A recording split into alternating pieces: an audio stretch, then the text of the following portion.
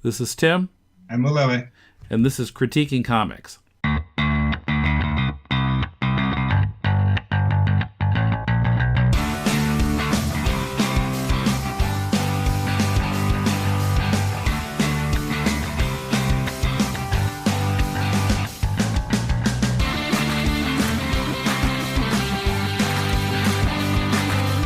Welcome to Critiquing Comics. This is Tim with Mulele in Tokyo. How are you doing?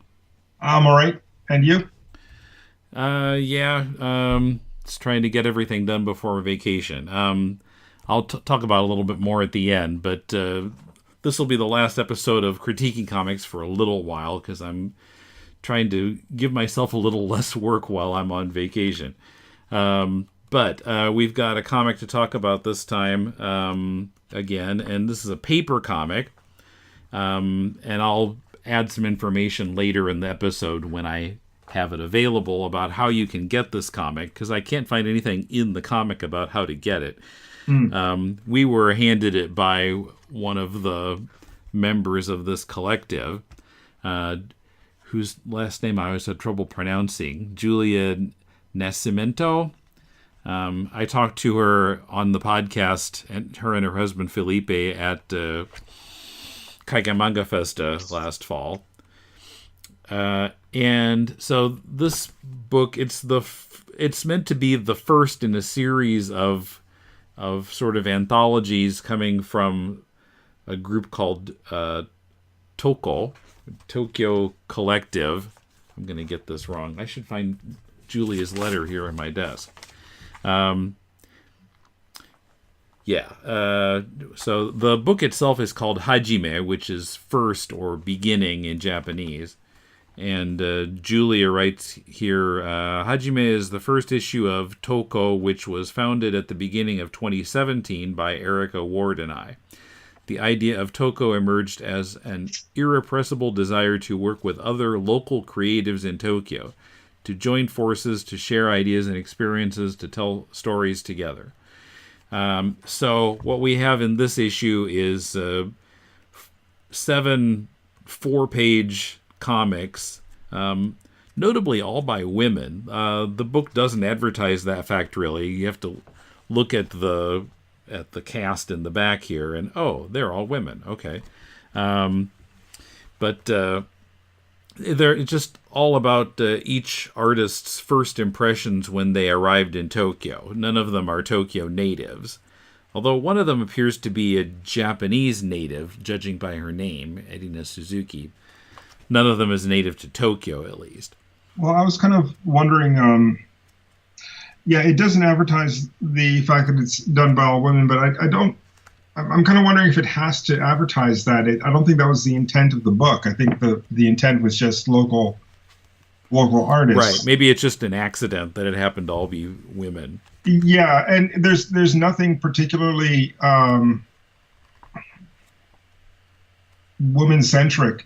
No, it's not like girl power plastered all over it or anything. It just happens to be 7 women. I didn't quite want to say it like that, but it's not woman-centric as much as it is just what the theme. Yeah. First impressions of Tokyo. Yeah, and I really didn't feel a sense of gender on these.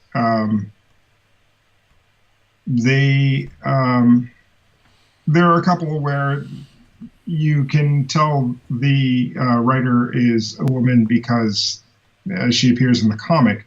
Mm-hmm. But there are some where if I was not told, I would not have assumed so. Mm-hmm. Anthologies are always tough to comment on. It was interesting to me that 2 of them both sort of had the theme of being lost and then being found. Mm-hmm. In one case, it was by a new pet. A cat appears in her life, and in the other one, it's meeting her life partner. This is Tanya, someone I met at Kaigai, and I know that she's married to a Japanese.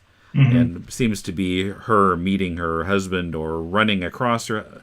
I'm not sure. It's not clear if they're meeting for the first time or not, but they're both kind of wandering around Tokyo, and then in the last panel they kind of bump into each other and they both say, "Found you."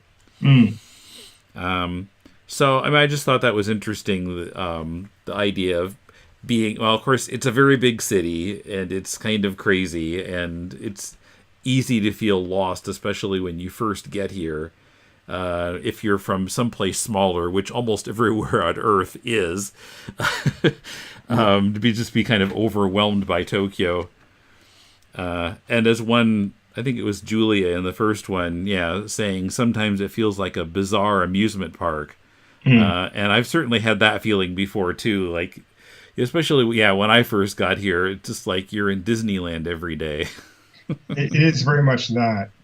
There is a lot that, I mean, after being here for 30 years, I kind of don't really focus on it too much, but there is a kind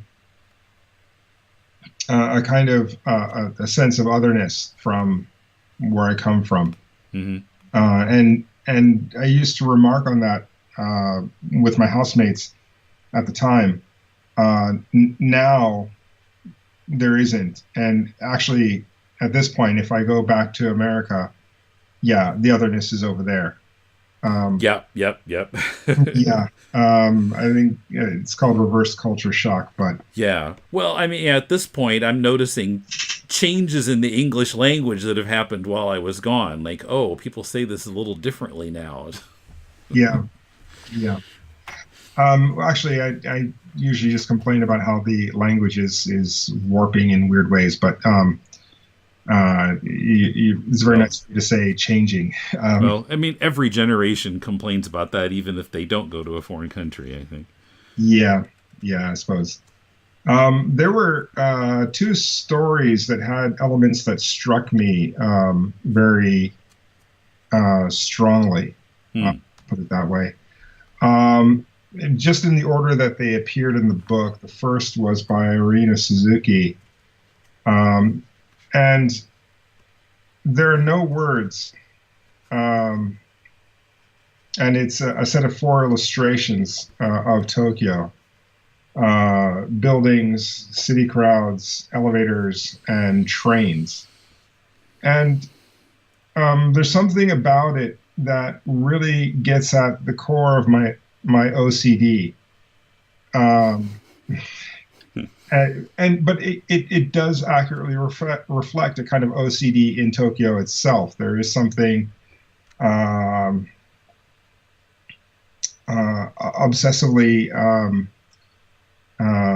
detailed about the city that I just don't feel in other cities. Maybe there's a special sense of Tokyo neuroticism. I don't know, but I just really like the way it was represented here in the illustrations.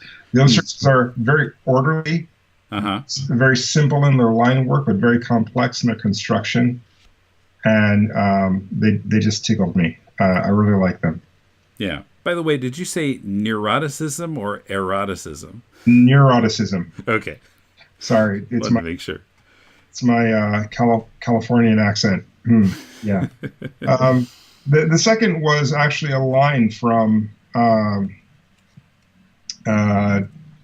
Tokyo Relativity by Erica Ward. It's on the first page. It says,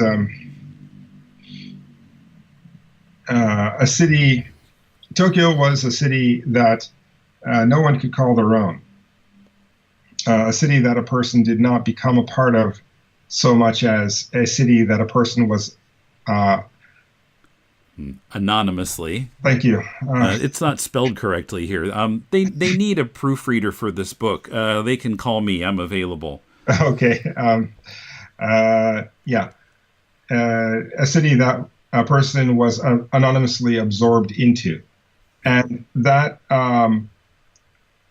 there's for me at least a truth to that statement. You don't really become a part, and you're not necessarily a fixture in this city, yeah, you do get kind of absorbed into the ether of it. Um, Tokyo is the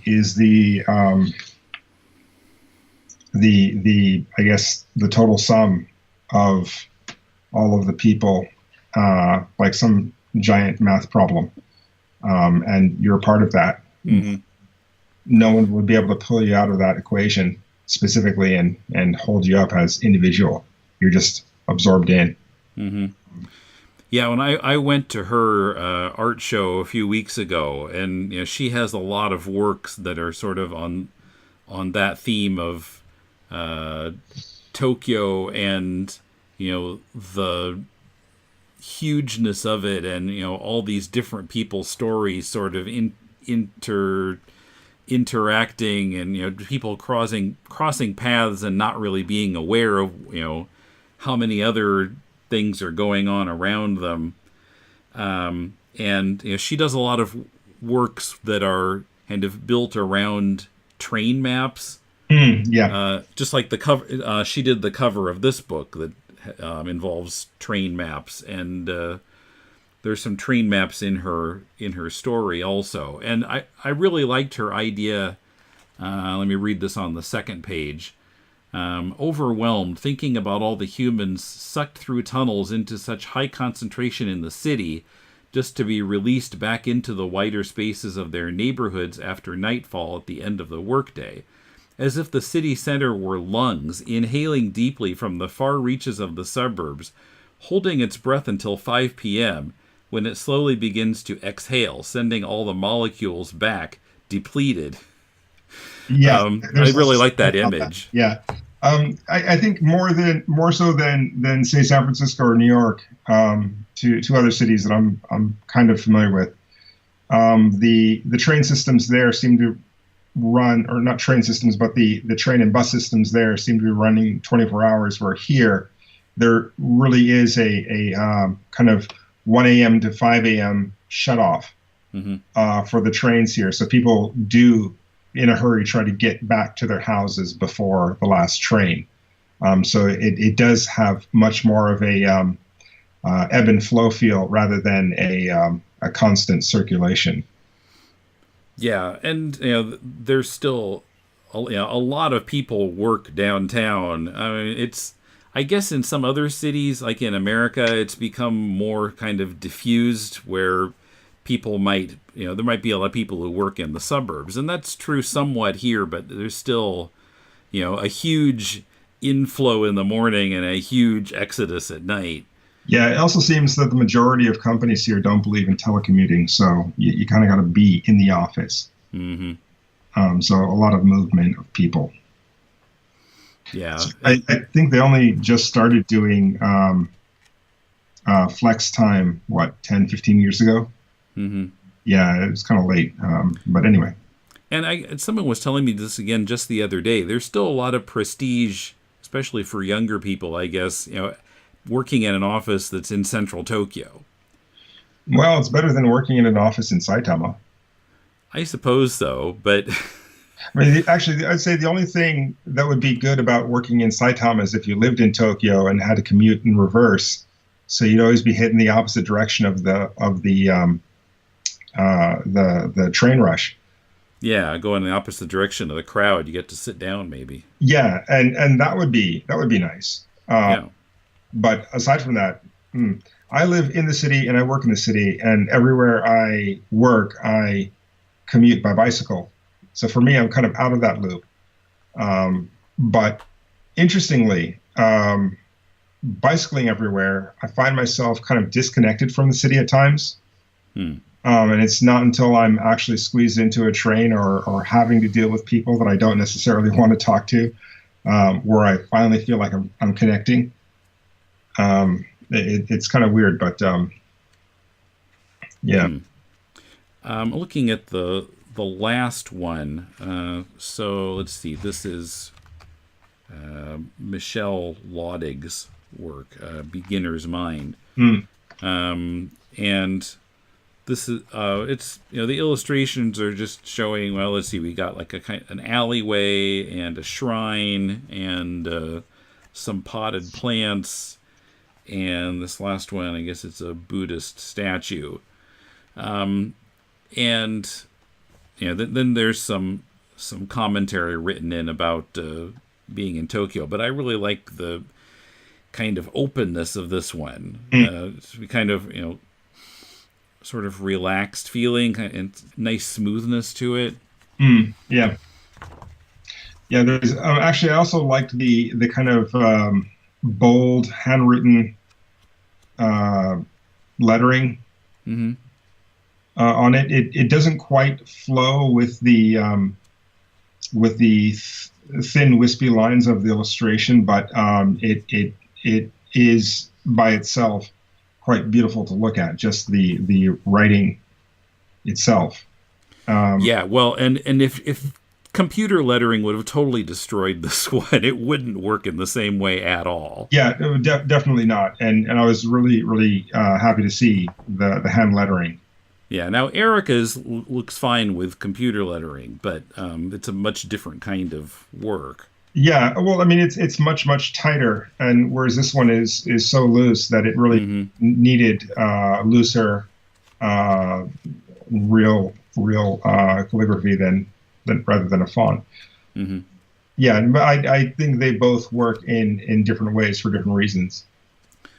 Yeah, and I guess the only one that we haven't touched on, well, there are a couple we haven't really touched on. I'm looking at Natalie Bleakley's My First Encounter with Japanese Food. And it's basically everything she's drawn here is Japanese food, including a lot of like vegetables that are not traditionally eaten back home. Yeah, there are some foods that I agree with, and some that I don't classify as food. But I would have to say mentaiko spaghetti is one that is not food to me. But there is something of I think import or value here for people who have not been to Japan, don't necessarily know these foods. All of them I've experienced, and all of them are worth experiencing, even the mentaiko spaghetti, but they are not the common foods that you hear about. There are a lot of things that you just don't. I mean, well, kabocha isn't really a thing, but we don't hear about mentaiko spaghetti or sushi cake or yuzu daikon. Right. Yeah, I mean, Japanese would know these things, but they aren't the ones that get touted by foreigners. Yeah. Well, I mean, it's like, you talk to people who live in LA or New York, and they're all talking about ramen and sushi and all that nonsense. And yeah, that's fine. But, if I'm in New York and I want some monjayaki, it's not going to happen. Because, that's just not a thing over there. It's something that's kind of hard to export. It doesn't look too appealing. You can look it up online, but if you're in Tokyo, you'll eat it at least once, and you might like it. I kind of like it.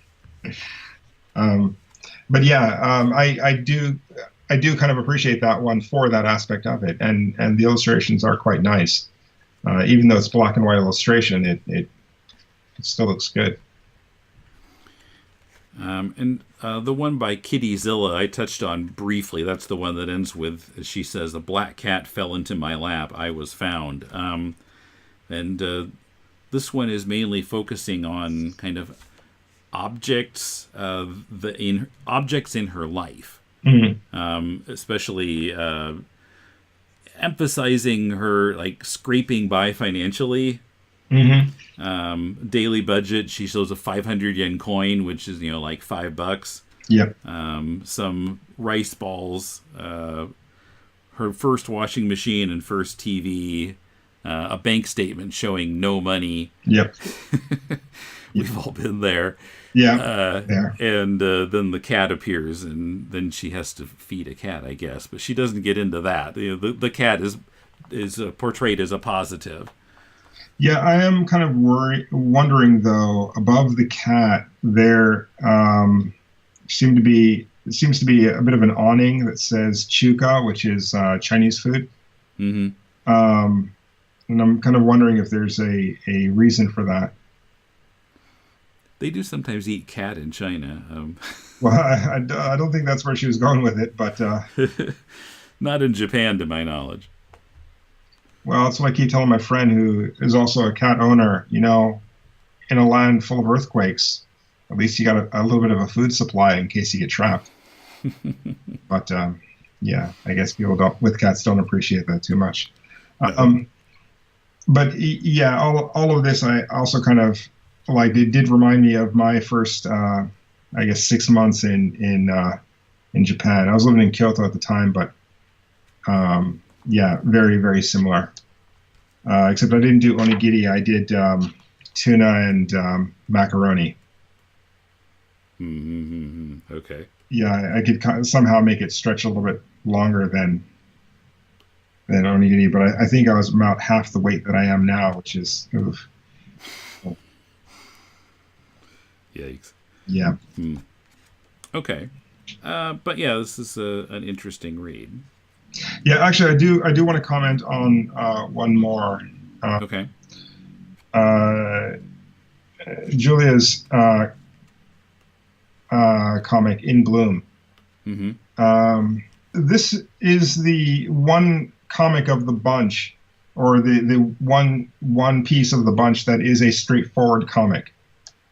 Yeah, it has a story to it. I mean, it's all told in narration, and we don't really see the characters, but there is a story here. Yeah, yeah.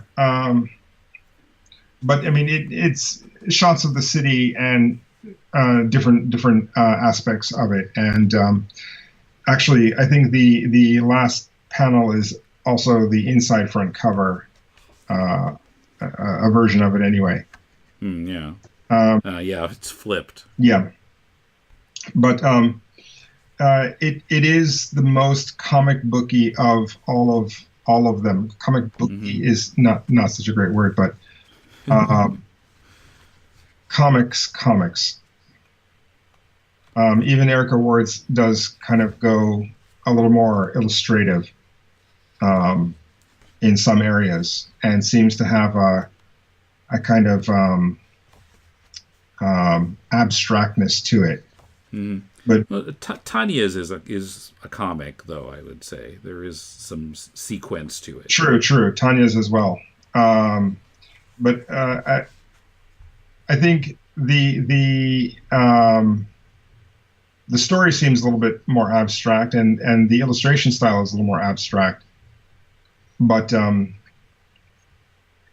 Julia's is not abstract. It is actually representative of, or it's much more of a straightforward representation of what it's depicting.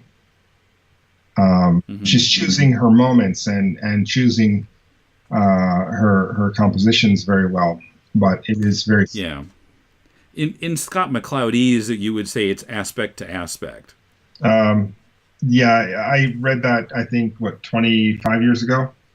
It's one of the few things that I remember from it that I can quote off the top of my head. The different kind of types of comic or kind of telling devices. Yeah, but my mind is like what's that word? A sieve. Thank you. Yeah, so my memory is like a sieve. That was a Thomas Dolby song. My brain is like a sieve. Anyway. Yeah, okay, I'm not sure that one hit quite as much as She Blinded Me with Science. No, it didn't. But anyway, yeah. Mentioning her comic and saying that it is, what did you call it? Aspect to aspect. Yeah, aspect to aspect is in no way to say that it somehow is less than the other works in this book. Oh no, not at all. But it strikes me as the tightest, most direct, straightforward representation without abstraction. That was also kind of interesting. Right, yeah, completely not abstract. Yeah. But I do have to say though, I still go back to Irina Suzuki's, and I almost want a set of postcards on this. Oh yeah, that would be nice. Yeah, yeah. Is there any word on when the next one is coming out? I have not. Well, let's see. In her letter, Julia says, "We hope the ToCo project can continue in the form of many other books and events, and we already have the second issue in early stage production." Okay, so it is at least in production, and we're guaranteed to get a second one. Sounds like it, yeah. Yeah. Hajime is available for purchase from nsjulia.bigcartel.com/product/Hajime. I'll put the link in the show notes.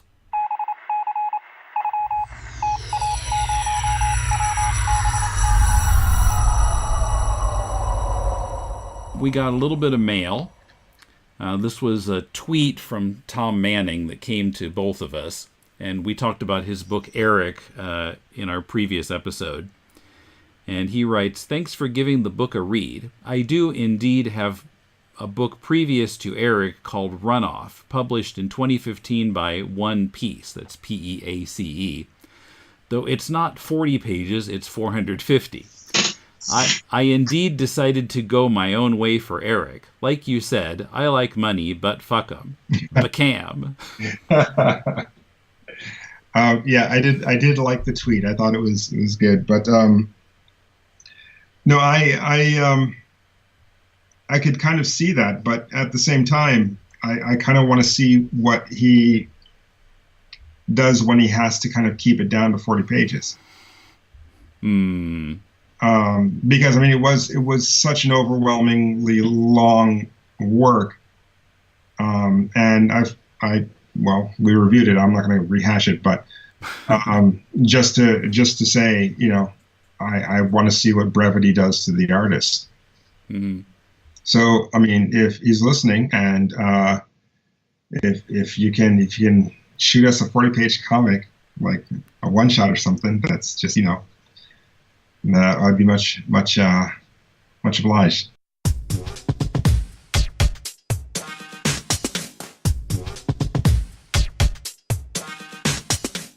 So this episode is coming out on July 12th. On the evening of July 13th, U.S. time, I'll be recording an interview with Mike Barron, who wrote the series Nexus in the 80s, maybe into the 90s. I think it's come kind of... There have been sort of reunions with Steve Rude, and they put out some things subsequently, I think.